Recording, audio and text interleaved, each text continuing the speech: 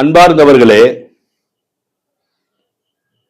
ஒரு அம்மா தன்னுடைய மகன் சுமார் ஒரு 10 வயசு இருக்கலாம், 10 வயசு பாலகனை நபியிடத்திலே கூட்டிக் கொண்டு வருகிறார்கள். நபியிடத்திலே வந்த உடனே அந்த அம்மா சொன்னார்கள், என்னுடைய மகன் அதிகமாக இனிப்பு சாப்பிடுகிறான், சுவீட்டு இனிப்பு சாப்பிடுகிறான், நீங்கள் கொஞ்சம் உபதேசம் செய்யுங்கள் என்று சொன்னார்கள் அந்த அம்மா. நபிகள் நாயகம் ஸல்லல்லாஹு அலைஹி வஸல்லம் என்ன சொன்னார்கள் தெரியுமா? அம்மா போயிட்டு அடுத்த வாரம் வாங்க, போயிட்டு அடுத்த வாரம் வாங்க. அந்த அம்மா தன்னுடைய மகனையும் கூட்டிட்டு போயிட்டாங்க. போய் அடுத்த வாரம் அந்த அம்மா அதே மாதிரி தன்னுடைய மகனை கைப்பிடித்துக் கொண்டு நபி இடத்திலே வருகிறார். நபிகள் நாயகம் ஸல்லல்லாஹு அலைஹி வஸல்லம் அந்த பையனை பார்த்து என்ன சொன்னாங்க தெரியுமா? தம்பி, இனிப்பு சாப்பிடாத, அது உடம்புக்கு கேடு, இனிப்பு அதிகமா சாப்பிடாத, உடம்புக்கு கேடு அப்படின்னு சொல்லி ஒரே வார்த்தையில முடிச்சுட்டாங்க. இப்ப அந்த அம்மா கேட்டாங்க, யார சொல்லலாம், இத போன வாரமே நீங்க சொல்லி இருக்கலாம் அல்லவா? இந்த ஒரு வார்த்தை சொல்றதுக்கு அப்ப என்ன ஒரு வாரம் கழிச்சு வர சொன்னீங்க? இது போன வாரமே சொல்லி இருக்கலாமே அப்படின்னாங்க.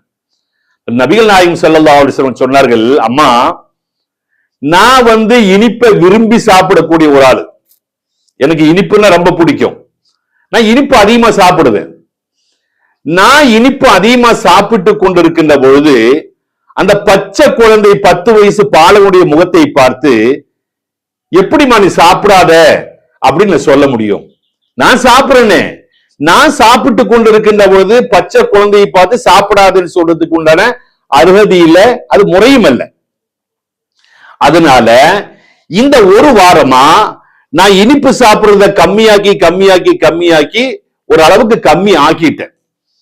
அதனாலதான் அந்த குழந்தையை பார்த்து நான் சொன்னேன், தம்பி இனிப்பு சாப்பிடாதே. அப்ப நான் செய்யாத ஒன்றை பிறருக்கு உபதேசிக்க கூடாது என்கக்கூடிய ஒரு பாடம் இதே நமக்கு கிடைக்கிறது.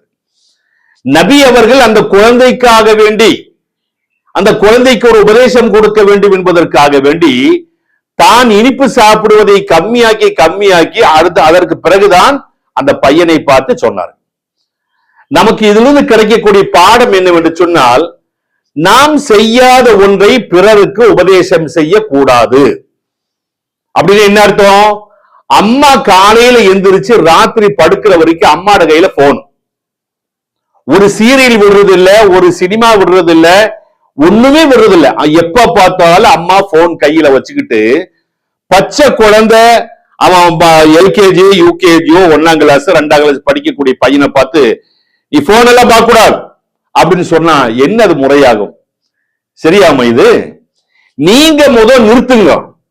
நீங்க போனை பார்த்துக்கிட்டு சாப்பாடு வைக்கிறது, போனை பார்த்துக்கிட்டு குழம்பு ஊத்துறது, போனை பார்த்துக்கிட்டு நம்ம குழந்தைக்கு சாப்பாடு ஊட்டுறது, இதை எப்ப நீங்க நிறுத்துறீங்களோ அப்பதான் உங்க புள்ள சொல் பேச்சு கேட்பான்.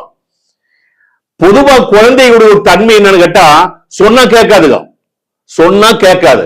அத்தாவும் அம்மாவும் என்ன செய்கிறார்களோ அதை பார்த்து அப்படி படிக்குமே தவிர சொன்னா என்ன சொன்னாலும் அவர்கள் கேட்க மாட்டார். அப்ப தாயும் தகப்பனும் முதலில் திருந்த வேண்டும். அத்தா வீட்டுக்கு வந்தாருன்னு சொன்னா குழந்தைகிட்ட பேசுறதுக்கோ குழந்தைய கொஞ்சறதுக்கோ மனைவிட்ட பேசுறதுக்கோ நேரம் இல்லை. அம்மா அத்தா வீட்டுக்கு வந்தாருன்னா ஒரு டீயோ காஃபியோ குடிச்சா சாப்பிட்டாருன்னா பின்ன அவரு 24 மணி நேரம் போன் தான், பிசினஸ் அது இது வேண்டாத்தது எல்லாத்தையுமே பார்த்துக்கிட்டு இருப்பாரு. அத்தாவும் அம்மாவும் திருந்தாமல் ஒரு குழந்தை திருந்த வேண்டும் என்று நினைத்தால் அது முட்டாள்தனம், அது முட்டாள்தனம். ஆகவே பொதுவா ஒரு இது இருக்கு, என்ன தெரியுங்களா? ஒரு அத்தா தன்னுடைய மகனை மதரசால சேர்த்த வர்றது சொல்லுவாரு, நான் தான் ஓதல, நீங்களாவது என் பிள்ளையாட்டு ஓதட்டும், நான் தான் ஓதல, என் பிள்ளையாவது ஓதட்டுமேன்னு கொண்டு விட்டேனாச்சு. நான் திருந்தாம நீ திருந்தாம நீ ஹராமான காரியத்தை செய்துட்டு உன் புள்ள எப்படி உருப்படுவான்? உன் புள்ள எப்படி படிப்பான்? அதனால் அன்பார்ந்த தாய்மார்களே, பெற்றோர்களே, நீங்கள் முதலில் வேண்டாததை செய்வதை எப்ப நிறுத்துகிறீர்களோ அப்பொழுதுதான் உங்களுடைய குழந்தையும் திருந்துவே தவிர குழந்தையை மட்டும் திருத்துவதற்கு முயற்சி செய்யாதீர்கள், அது நடக்காத காரியம். ஆகவே நாம் செய்யாத ஒன்றை பிறருக்கு உபதேசிக்க கூடாது என்கக்கூடிய ஒரு பாடத்தை நபிகள் நாயகம் ஸல்லல்லாஹு அலைஹி வஸல்லம் அவர்கள் நமக்கு கற்றுத்தந்தார்கள். இந்த ரபியுல் அவ்வல் மாசம் 1501வது பிறந்த இந்த தினத்தில் இதை ஒரு பாடமாக கொண்டு வாழ்க்கையில் நடப்பதற்கு முயற்சி செய்யுங்கள். அஸ்ஸலாமு அலைக்கும் வரஹ்மத்துல்லாஹ்.